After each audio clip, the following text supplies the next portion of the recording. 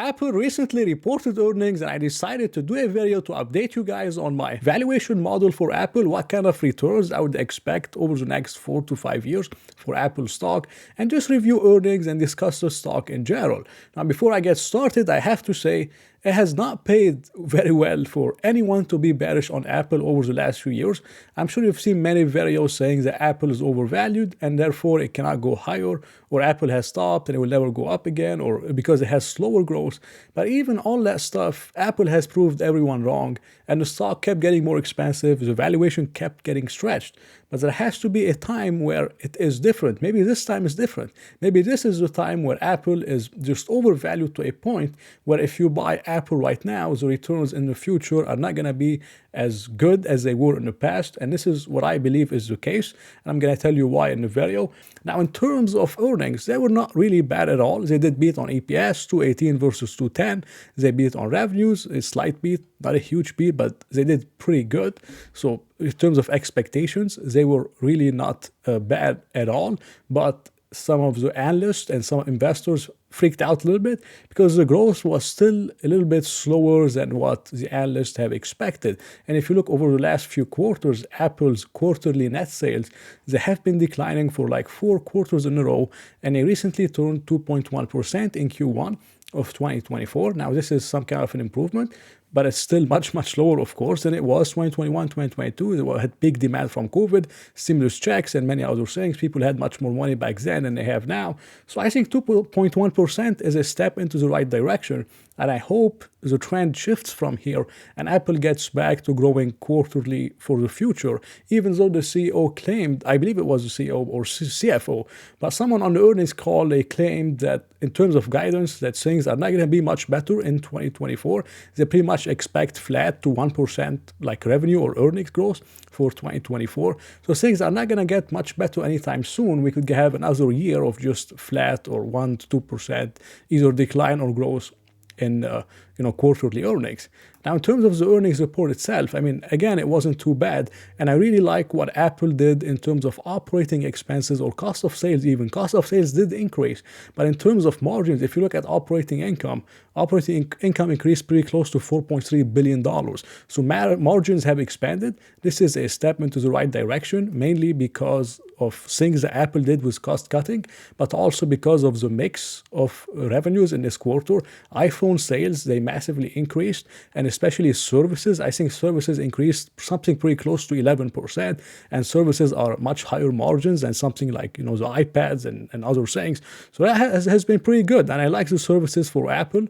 This was a new category that came along, I believe in 2017, was it 2018? It was small, but it was growing rapidly, and it's still growing double digits, and it has much more profitability, much more higher margins, and this is why operating margins have increased. Now, in terms of the PE ratio, is sitting pretty close to 28 times earnings, 27.7, so pretty close to 28 times earnings. Now, I've seen a lot of people claim that this is too high for Apple, and Apple should revert to the pre-COVID multiple of around 18 to 20 times. And I don't think Apple will revert back to a multiple of 18 to 17 times earnings. It could go to 20 times, we were there last year, but I don't believe we're gonna go to a pre-COVID multiple, because Apple, yes, is not growing as fast as it used to, but Apple is more profitable than it used to be. Apple has higher return on capital than it had pre-COVID. It's a better company, in my opinion, much more diversification in terms of products. They have a lot of new innovation coming along. So I'm not like a bear on Apple. I don't think it's going to go to 18 or 17 times earnings, but I do believe that, in terms of the valuation model that I'm going to show you right now, I don't believe Apple is the best buying opportunity at this price.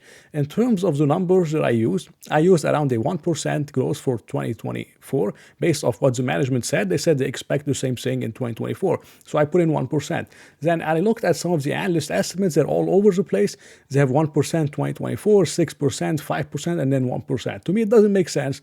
No one can predict that stuff. But I would say around 6% annual revenue growth after 2024 is fair, and it could be on the higher end because, as we talked about Apple's sales, they have been declining every single quarter except for this quarter in 2024. So I think 6% is pretty much the top end of the estimate. I would say 6%, but I think it's fair.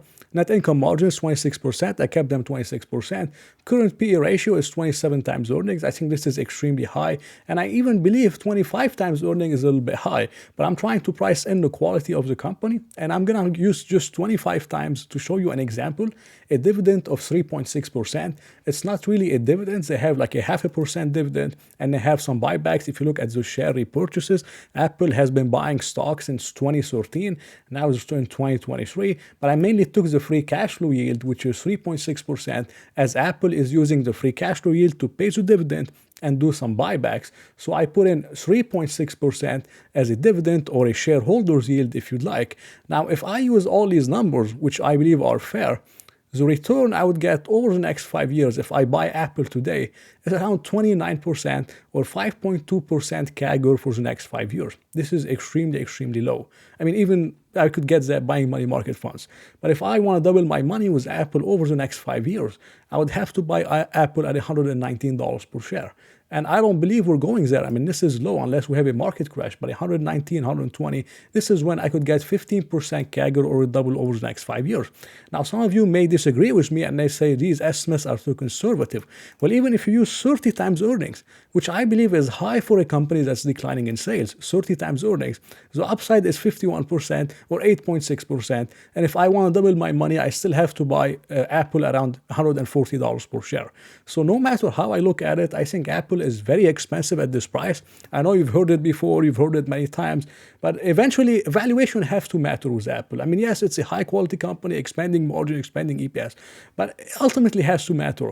And I'm not really a big fan of what the management have been doing in terms of buybacks. Yes, buybacks are great, and they have been buying back a lot of stock, and even recently they did a lot of buybacks, which I disagree with, because the company is nowhere close to undervalued, sitting at 28 times earnings, pretty close to a peak multiple.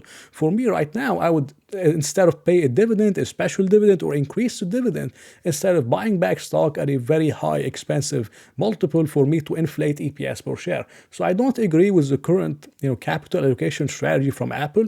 I would much prefer them doing a dividend, or reinvesting, or just leaving some cash, paying down debt, instead of doing these massive buybacks to inflate EPS at a very high multiple. It's not going to be rewarding for shareholders unless Apple believes that the price to earnings ratio is going to go to 35, and 28 times earnings is a bargain, which is a scenario I don't want to bet on. So this is my honest opinion on Apple. I know you're going to disagree with me. You're going to say you heard it before, and maybe it is. Maybe Apple goes to 250, but valuations have to eventually matter. And maybe this is the time when these valuations are going to matter, and Apple, could go down a little bit. But if your cost basis is below $120, I would not sell. You will most likely get 15% or more CAGR from your cost basis, because you locked in a very low price.